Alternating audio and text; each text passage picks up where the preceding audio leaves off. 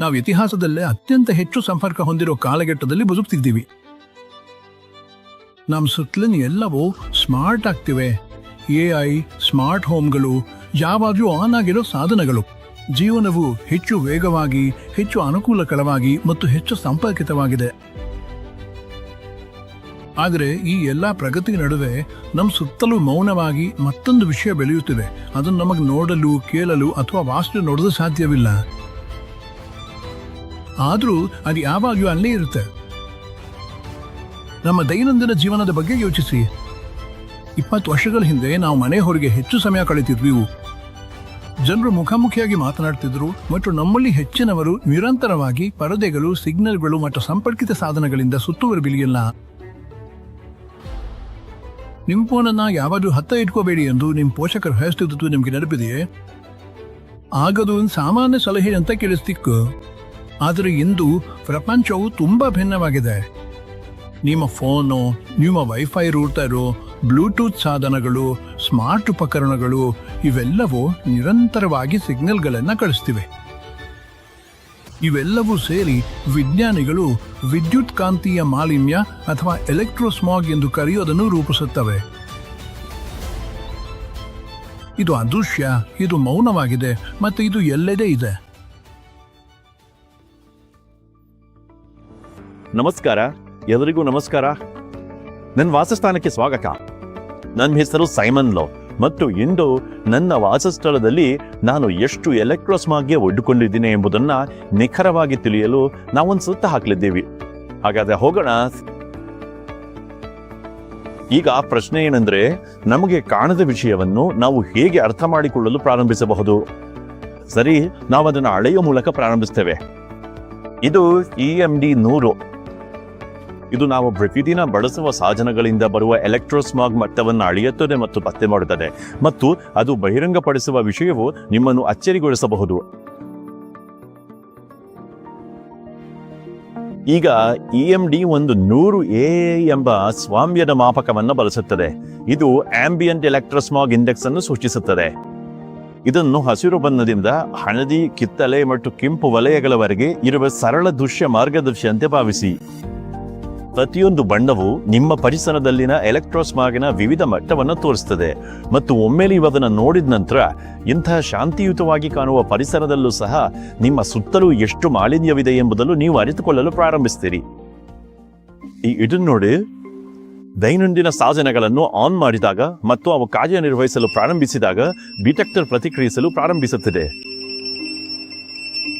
ಹಿಂದೆ ಅಗೋಚರವಾಗಿದ್ದದ್ದು ಈಗ ಅಳೆಯಬಹುದಾಗಿದೆ. ಹಾಗಾದರೆ ನಾನು ಇದನ್ನು ಕಲ್ಪಿಸಿಕೊಳ್ತಿಲ್ಲ.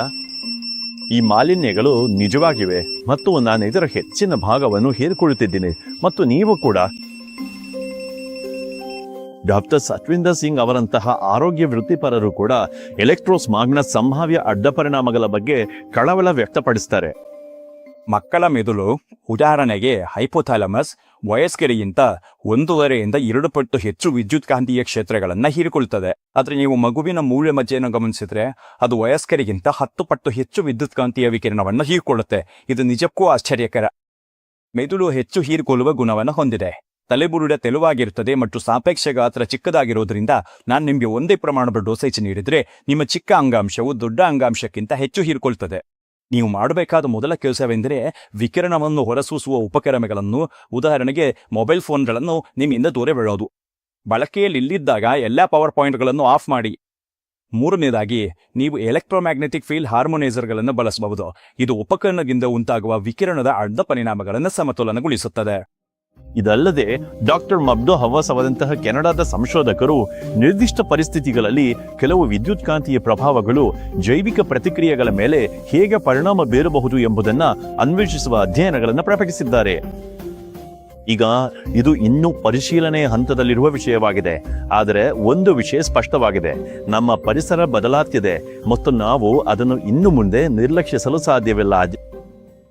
ಇವೆಲ್ಲವೂ ನಿಮಗೆ ಏಕೆ ಮುಖ್ಯ? ಯಾಕಂದ್ರೆ ನಿಮ್ಮ ದೇಹವು ವಿದ್ಯುತ್ಮಯವಾಗಿದೆ. ನಿಮ್ಮ ಮೆದುಳು ಸಂಗೀತಗಳನ್ನು ಕಲಿಸುತ್ತದೆ. ನಿಮ್ಮ ನರಗಳು ದೇಹದಾದ್ಯಂತ ಪ್ರಚೋದನೆಗಳನ್ನು ಸಾಗಿಸ್ತವೆ.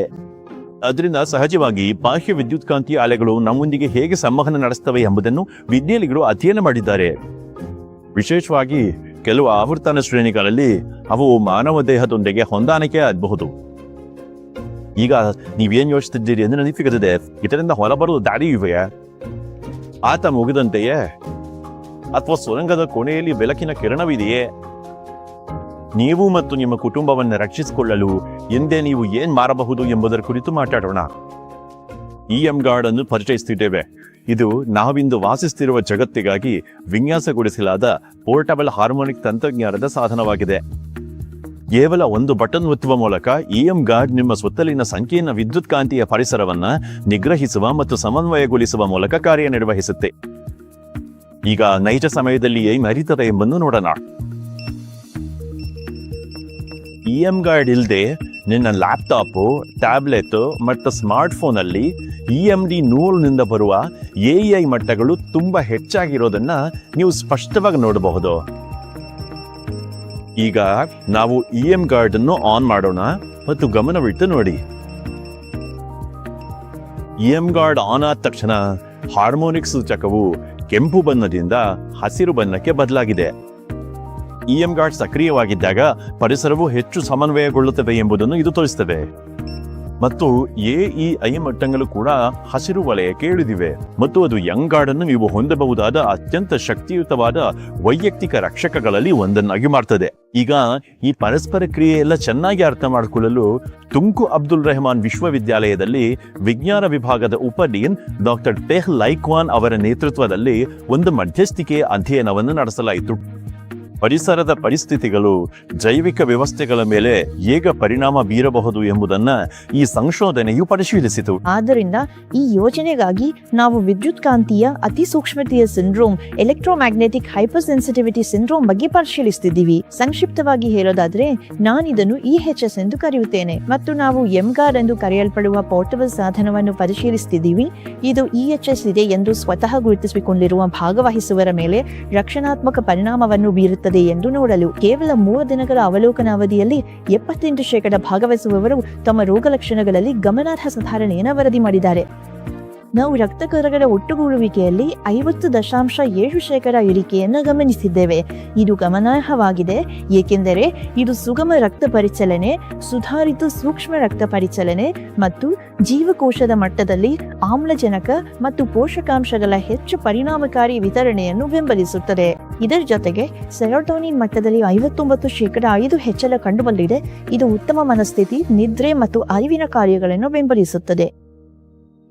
ಈಗ ದಿನದ ಕೊನೆಯಲ್ಲಿ ನಮಗೆ ಮುಖ್ಯವಾದುದು ನಾವು ಪ್ರೀತಿಸುವ ಜನರು, ನಮ್ಮ ಕುಟುಂಬಗಳು, ನಮ್ಮ ಮನೆ, ನಮ್ಮ ದೈನಂದಿನ ಜೀವನ. ಯಾಕಂದ್ರೆ ತಂತ್ರಜ್ಞಾನ ಎಲ್ಲಿಗೂ ಹೋಗುವುದಿಲ್ಲ. ಇದು ನಾವು ಮಾಡುವ ಪ್ರತಿಯೊಂದು ಕೆಲಸದಲ್ಲೂ ಇನ್ನಷ್ಟು ಬೆಳೆದುಕೊಳ್ಳಲಿದೆ ಅಷ್ಟೇ. ಮತ್ತು ಅದಕ್ಕಾಗಿಯೇ EMGARD ಅನ್ನು ನೀವು ಮನೆಯಲ್ಲಿರುವಾಗ, ಕೆಲಸದಲ್ಲಿರುವಾಗ ಮತ್ತು ಜೀವನ ನಿಮ್ಮನ್ನು ಎಲ್ಲಿಗೆ ಕರೆದೊಯ್ಯುತ್ತದೆಯೋ ಅಲ್ಲಿ ನಿಮ್ಮೊಂದಿಗೆ ಚಲಿಸುವಂತೆ ವಿನ್ಯಾಸಗೊಳಿಸಲಾಗಿದೆ.